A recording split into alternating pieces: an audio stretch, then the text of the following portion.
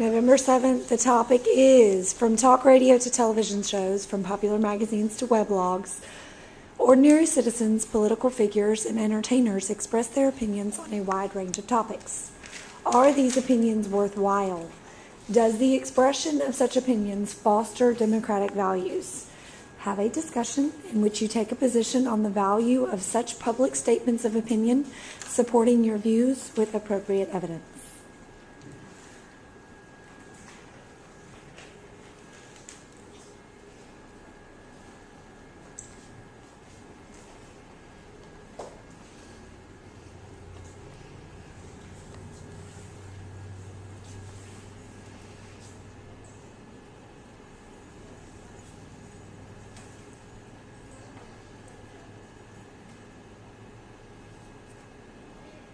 Alright, I said the opinions are worthwhile, and that just because they're electronic or they're through magazines doesn't destroy their credibility, because just because someone's on the internet or they're being taped doesn't mean they're going to change their view.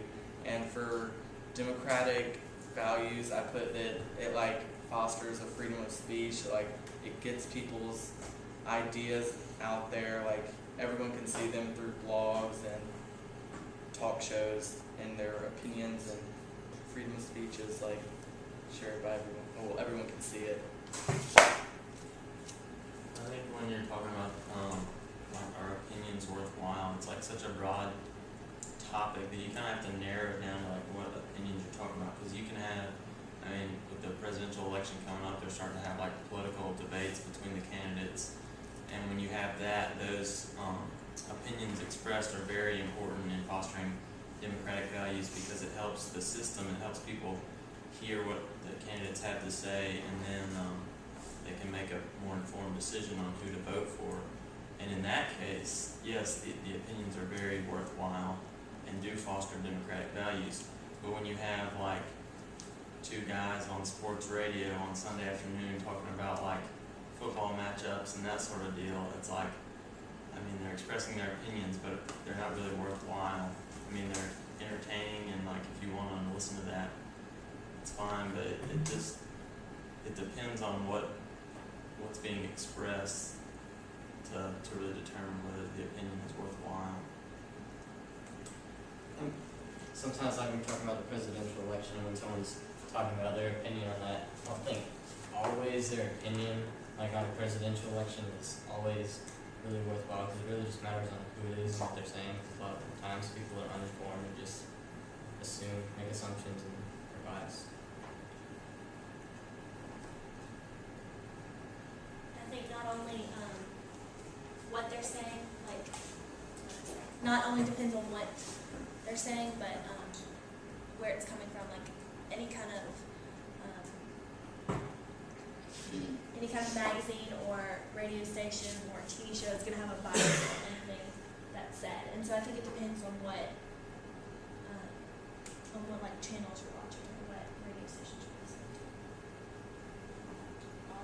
Well, I guess on John, JD, and Maggie's, they're talking about, I don't think it really matters what they're saying or if we think it's worthwhile or not. Even people who are on Sports Center or something talking about sports, they open up this forum for discourse, and even if we don't agree or even if we know they're biased, they make it okay to talk about things.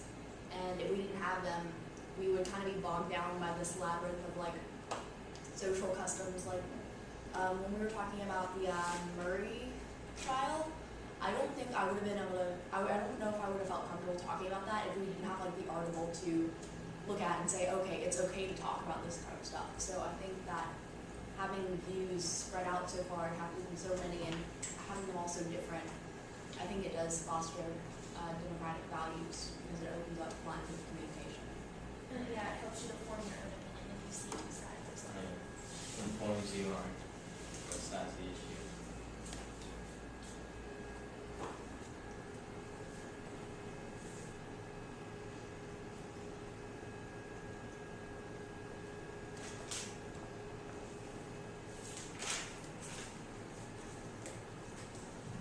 There is reason why I think these kinds of opinions are worthwhile, especially ones in the media, are because I think they kind of like set a good kind of precedence. Like if someone says something on this topic and someone says something on this topic, then like future generations can go back and see, like for instance, you know, documentaries like Michael Moore's Capitalism, A Love Story.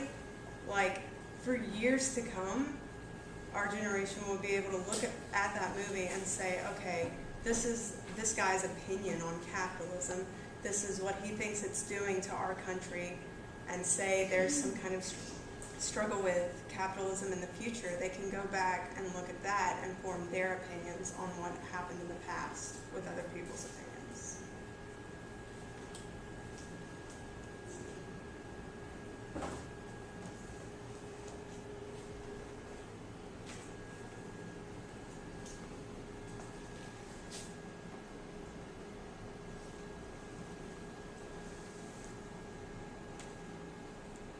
And I think it kind of depends on the depth of the subject matter too. Like, I think political leaders are going to be paid more attention to if they have like something controversial to say. If it was more of a ordinary citizen, I think that I don't know. I think if they said something completely outspoken, I think it would definitely make the news or make the radio station or the magazine article.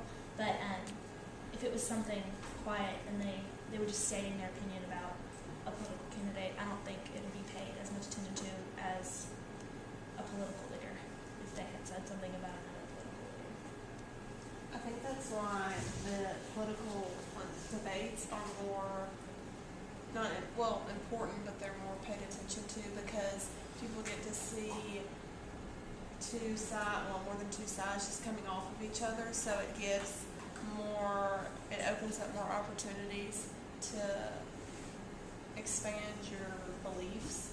And so, I mean, even for me, I think that the debates are more interesting than a candidate just standing there talking about what he believes in, because I mean there's more than one thing, and I don't know what else there is unless I see someone challenge what he said, or so. That's why I think that there's more opportunities within the debates and they're more worthwhile. Yeah, I agree. Like if someone has an opinion on something and you don't agree with it, then you can build off of what they're saying. I mean, again, in the political debates, you have Perry and Romney neck and neck all the time, because since say Perry's opinion doesn't exactly align with Romney's opinion, he can kind of build off of his opponent's opinion to create his.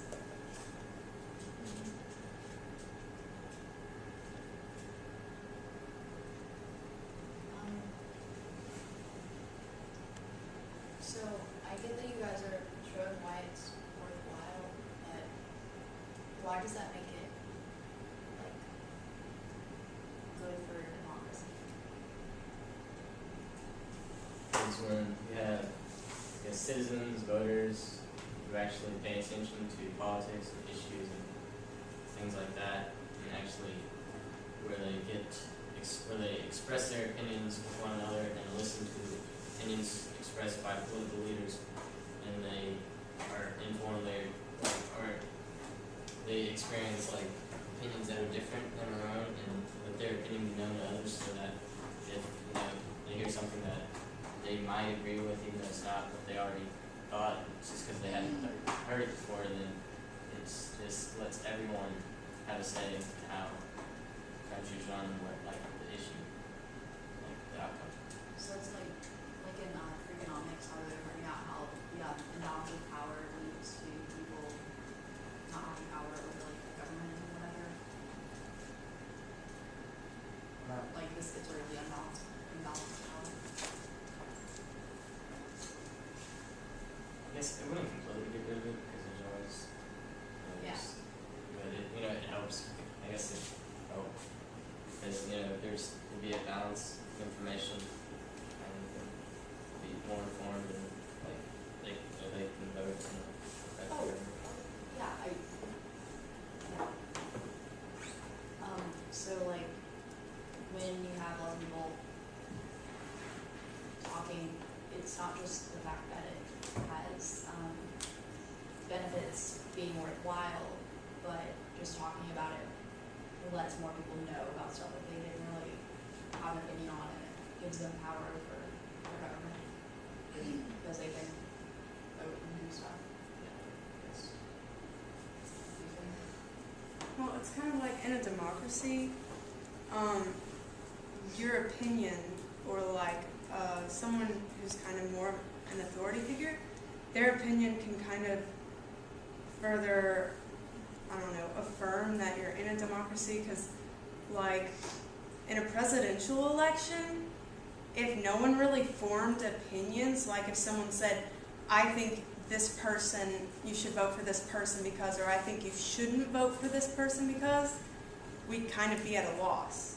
You know what I mean? Like, if we didn't develop opinions on certain issues or matter or even people, what would be the point of even voicing our vote if we don't even know what exactly we're voting for? You know, and when our opinions align with someone who's running for office, when it aligns with their opinion, it gives us more of a reason to voice ourselves and vote for that person.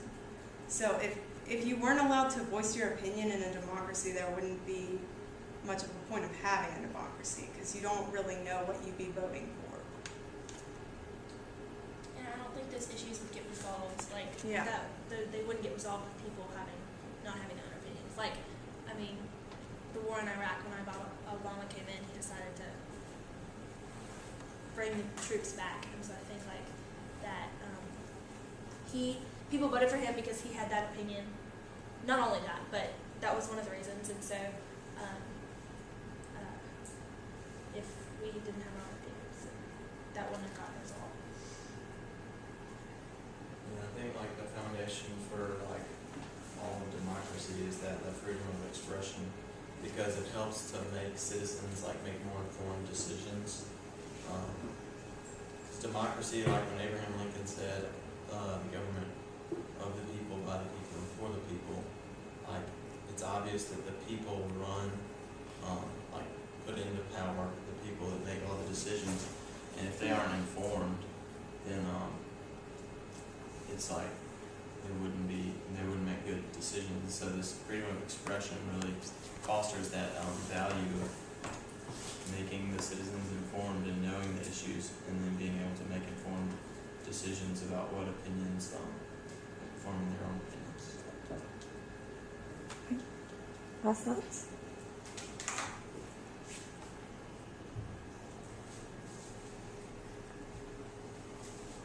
No?